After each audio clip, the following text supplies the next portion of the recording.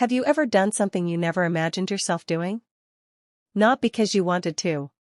Not because you planned to. But because, somewhere along the way, you stopped resisting? I never set out to betray anyone. Least of all, my own son.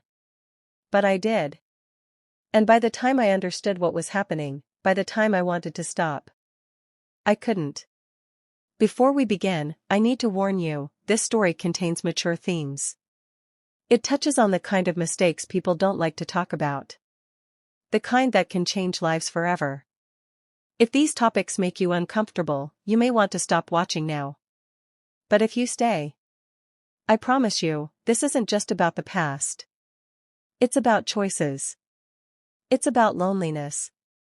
And it's about the thin lines we cross when we convince ourselves that just one more step won't matter.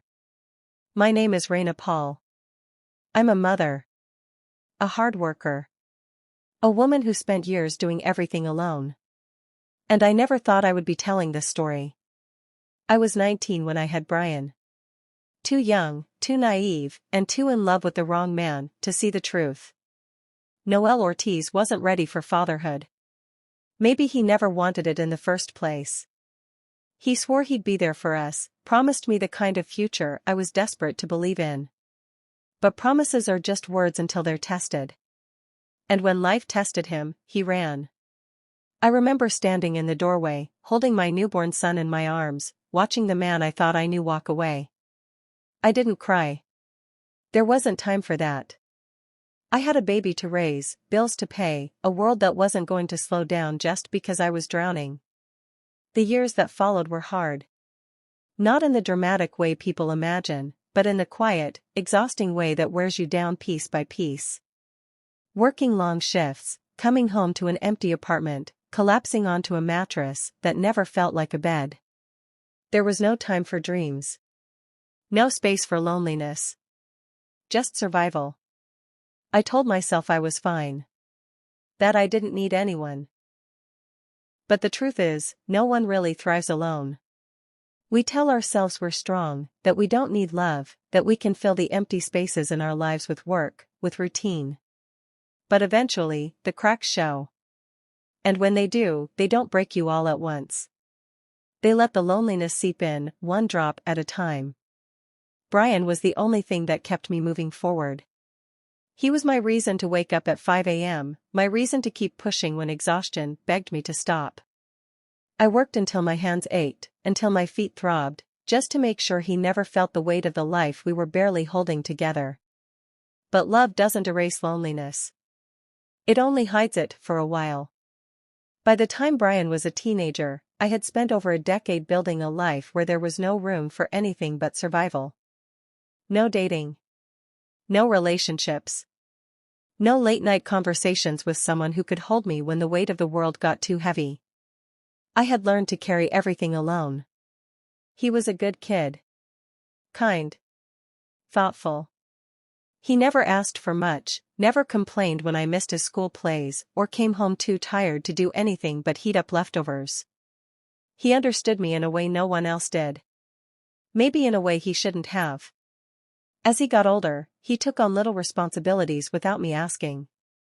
He'd help with the dishes, pick up groceries, make sure I ate when I came home from work too drained to care. And somewhere along the way, without me realizing it, he became my comfort.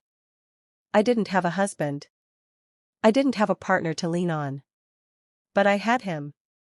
And that was enough. Or at least, that's what I let myself believe. The foot massages started out as nothing. Just a kind gesture. A small way for him to help, to take away some of the stress that weighed me down every single day. It was innocent. Completely. Just a mother sitting on the couch after a long shift, letting her son rub the ache from her feet.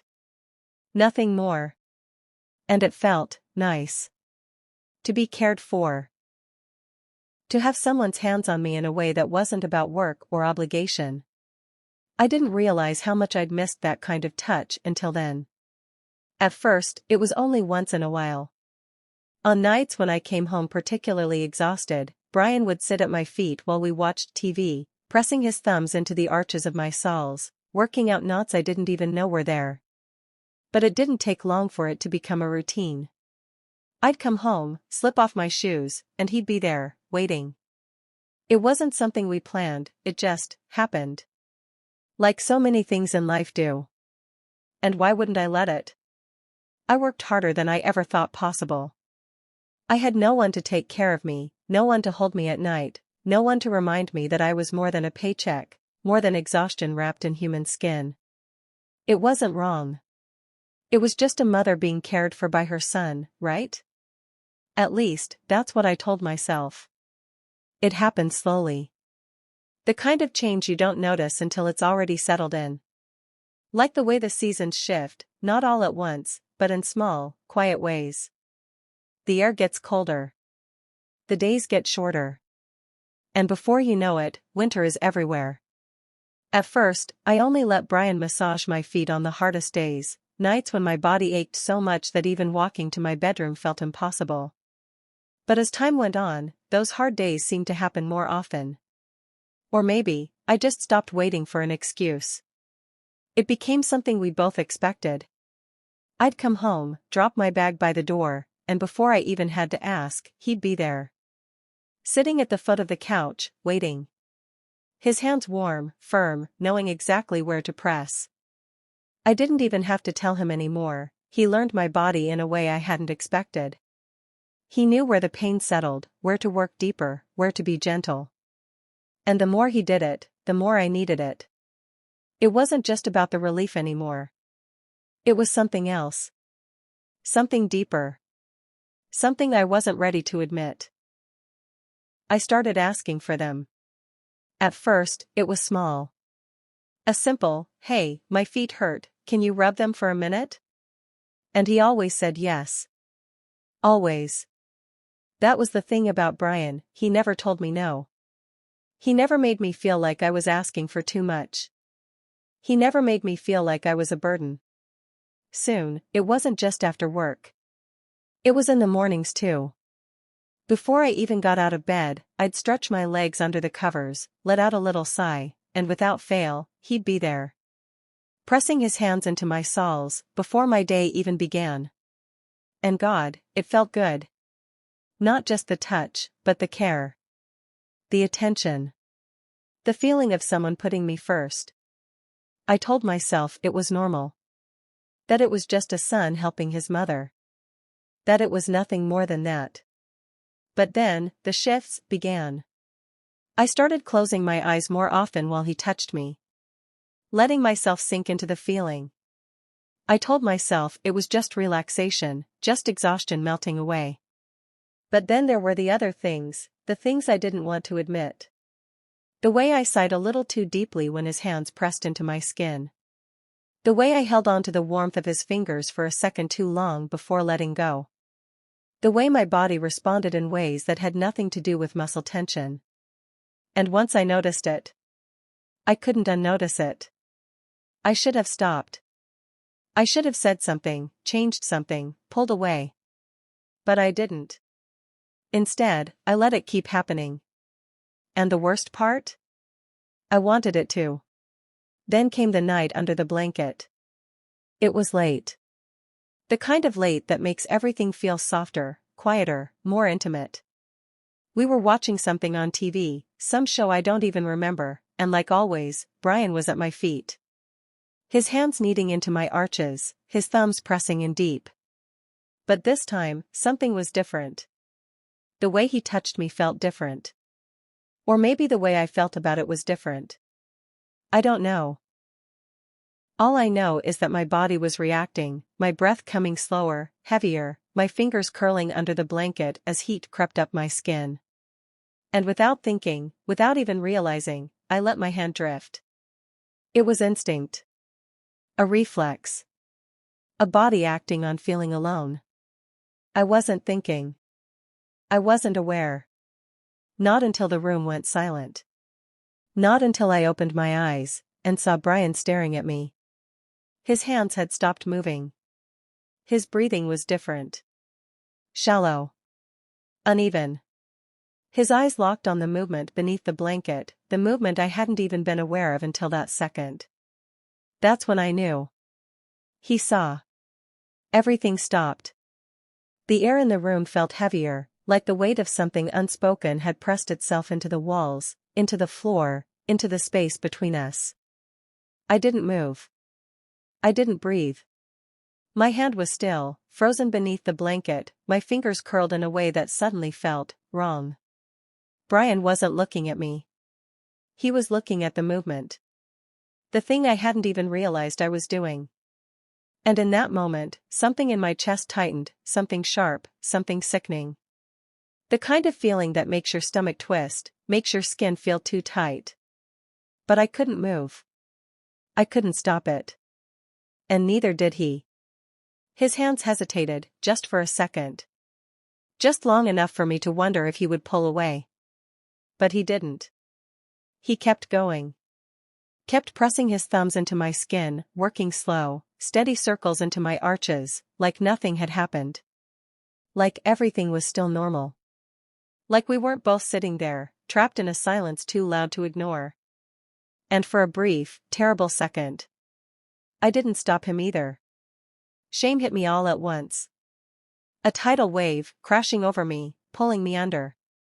I felt my stomach drop, my breath catching in my throat. My hands trembled, suddenly unsure of where they belonged. I didn't even know how to breathe. I had crossed a line. A line I never thought I'd cross. And even worse, I had let it happen. I should have pulled away. I should have said something. But instead, I sat there, skin burning, heart pounding, watching his hands move over me like they had so many times before. Only this time everything felt different. And we both knew it. I forced myself to speak. To say something. Anything. "Thank you," I whispered. My voice was too even, too normal. It didn't match the way my insides were twisting. Brian didn't look at me. He just nodded, mumbled something under his breath, and stood up. And then it was over. I watched him walk away, his shoulders tense, his hands shoved deep into his pockets. I wanted to call him back. To tell him, what? That I was sorry? That it didn't mean anything? That we could pretend it never happened? But I didn't. Because deep down, I knew, none of those things were true. The rest of the night moved forward like nothing had changed. Dinner was made. Plates were set. We sat across from each other, the sound of silverware scraping against ceramic the only thing filling the space between us. We talked, but not really. Empty words. Pointless sentences. Things that didn't matter. We didn't talk about what happened. But the silence screamed between us. The next morning, the house felt different. The walls hadn't changed. The furniture was the same. The coffee still brewed at the exact same time, filling the kitchen with that familiar scent. But the air between us was thick, heavy with something unspoken. I moved through the motions of my morning routine, but everything felt off, like I was walking through a house that was no longer mine. Brian wasn't in the kitchen when I came downstairs. He was always there in the mornings, sitting at the table, eating a bowl of cereal or scrolling through his phone. But today, he was gone. His door was shut, the silence behind it louder than anything I could have said to him. I wanted to knock. I wanted to open that door, sit on the edge of his bed like I used to when he was younger, and tell him that everything was okay.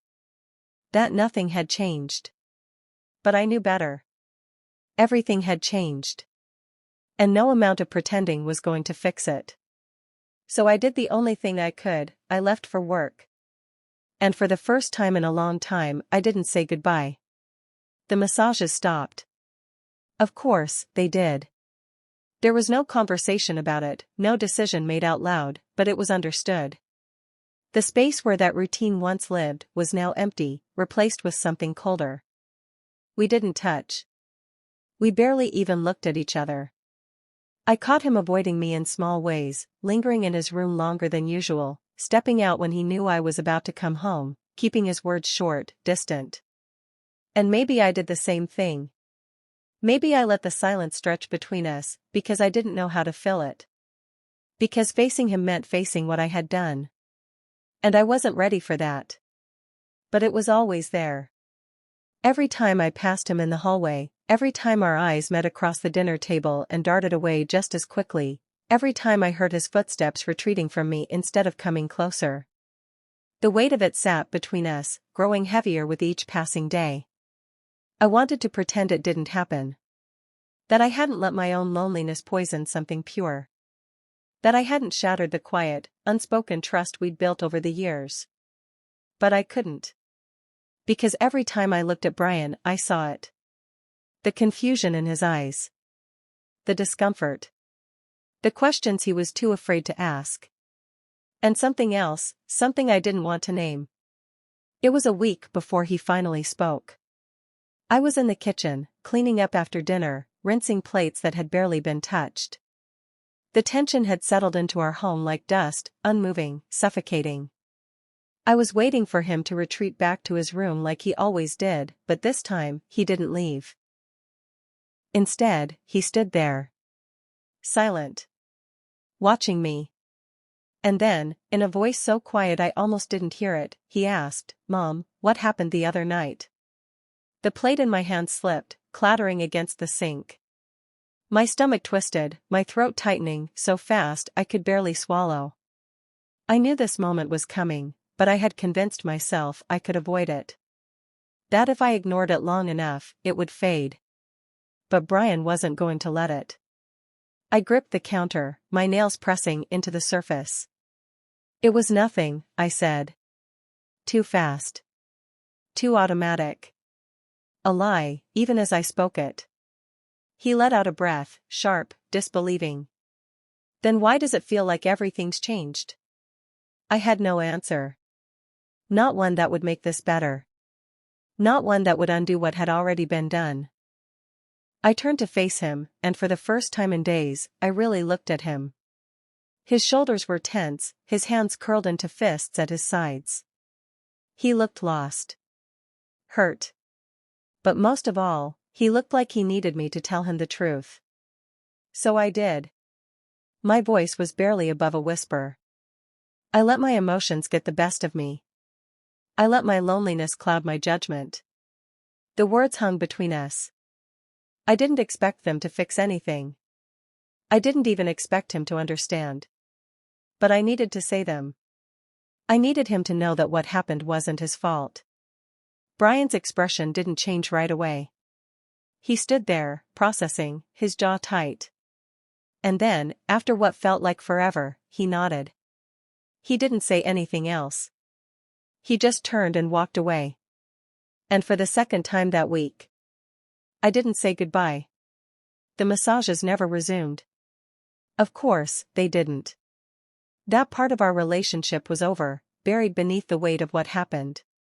But the silence between us remained, thick and unmoving, stretching over the days, the weeks, until I began to wonder if we would ever find our way back to something that resembled normal. Brian and I still lived in the same house, but it felt like we were miles apart. He moved around me like a stranger, polite, distant, careful. He spoke only when necessary, answered my questions with short, clipped responses, and left the room whenever I entered. It wasn't anger. It wasn't resentment. It was worse than that. It was disappointment. I had failed him. And not in the ways I had always feared. I didn't fail him as a provider, as a mother who worked long hours and sometimes forgot to ask about his day. I failed him in a way I never saw coming. In a way I never thought myself capable of. And the hardest part? There was nothing I could do to take it back. I spent a lot of nights staring at the ceiling, running over every moment in my head, trying to pinpoint the exact second I had lost control. Was it the first time I sighed too deeply beneath his touch? Was it the moment I let myself crave something I knew I shouldn't? Or had it started even earlier than that, before I even realized how badly I needed to be touched, to be cared for? I thought I was strong. That I would never let myself slip. But loneliness does strange things to a person. It sneaks up on you, settles in places you didn't even know were empty. And when it becomes unbearable, when it digs its claws deep enough, you start looking for warmth anywhere you can find it. Even in places you shouldn't. That's what I had done. I had taken the love and care of my son and twisted it into something else, something it was never meant to be. I had used him, his kindness, his closeness, as a substitute for something I had been missing for years. And by the time I saw it for what it was too late. He was my son. Not my partner. Not my source of validation. And I failed him in a way I never imagined. I tried to rebuild things, in small ways at first. I gave him space, let him set the distance he needed. I stopped reaching out, stopped trying to fill the silence with words that neither of us were ready for. Instead, I waited. I let him come to me. It was hard. The hardest thing I had ever done. Because Brian had been my comfort for so long, the one person in my life who made me feel less alone. And now, I had to let him go. Not physically. Not completely. But emotionally, in a way that I should have done a long time ago. Because that was what he deserved. I started focusing on myself again. On the parts of me I had neglected, the parts of me that had been starving for attention and had latched onto him instead. I made an effort to reconnect with old friends, to leave the house for reasons other than work, to remind myself that I was a person outside of being a mother. I needed to learn how to stand on my own, without leaning on him for support I should have been finding elsewhere. And slowly, things started to shift. Brian didn't forgive me overnight. He didn't wake up one day and pretend like nothing had happened. But I noticed the small changes, the way he stopped avoiding my eyes, the way his shoulders weren't as tense when we sat in the same room. The way, one evening, he stayed at the dinner table just a little longer than usual. It wasn't much. But it was something. I never wanted to hurt him. But sometimes, the worst wounds are the ones we don't mean to cause. Some mistakes can be undone. Others, you carry with you for the rest of your life. I don't know if Brian and I will ever go back to the way things were. Maybe we're not supposed to. Maybe that part of our relationship needed to end so that something healthier, something stronger, could take its place. But I do know this, I will never let my own pain hurt someone I love again. It's easy to say what you would or wouldn't do when you've never been in the situation yourself. We all like to believe we have control, that we're stronger than our worst moments. But loneliness doesn't ask for permission. It doesn't knock on the door and wait to be invited in. It finds the cracks in your walls and seeps through, filling the empty spaces before you even realize what's happening. And if you're not careful, if you don't deal with it the right way, it will convince you to reach for things you were never meant to hold. That's what happened to me. That's how I lost a part of my son that night. And that loss, I will carry forever. If you're lonely, if you're struggling, please don't let it turn into something you'll regret. Find help. Find support. Talk to someone. Because the moment you start using another person to fill the spaces inside you, you risk losing something precious. And sometimes, once it's gone, there's no getting it back. This is not a story I ever wanted to tell. But I'm telling it because maybe, just maybe, someone out there needs to hear it. Maybe someone is standing on the same ledge I was, desperate for connection, for touch, for something to hold on to. And maybe hearing this will stop them from making the same mistake. So I ask you, have you ever been in a situation where emotions blurred the lines of right and wrong? How did you come back from it? Share your thoughts in the comments. Let's talk about it. Let's learn from each other. And if you found this story meaningful, if it made you think, if it made you feel something, like, subscribe, and share. Because these conversations matter. And sometimes, the hardest stories to tell are the ones that need to be heard the most. Thank you for listening.